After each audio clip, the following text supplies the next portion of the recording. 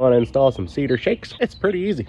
This house was built in 1926, so we're going with the whole cedar shake kind of look. So the first thing you're going to want to do is prep the surface and use some tar paper and staple it on.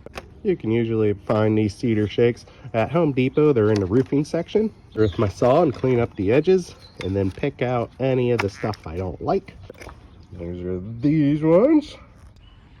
Next, you're going to get your trim boards and then put those on.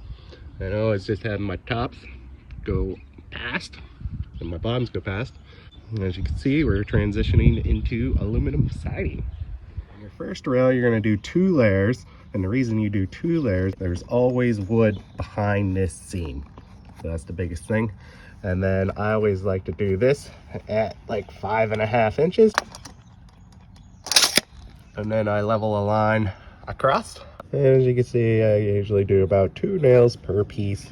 And the biggest thing is make sure they're above your reveal, your 5.5 or. And then go through with this guy, the palm nailer.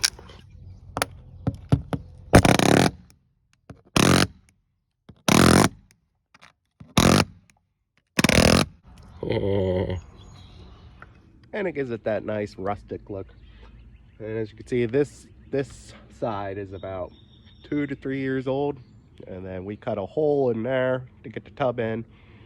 And then you could seal this, you could paint this, and you can see it's all up to you how much detail you want these to have.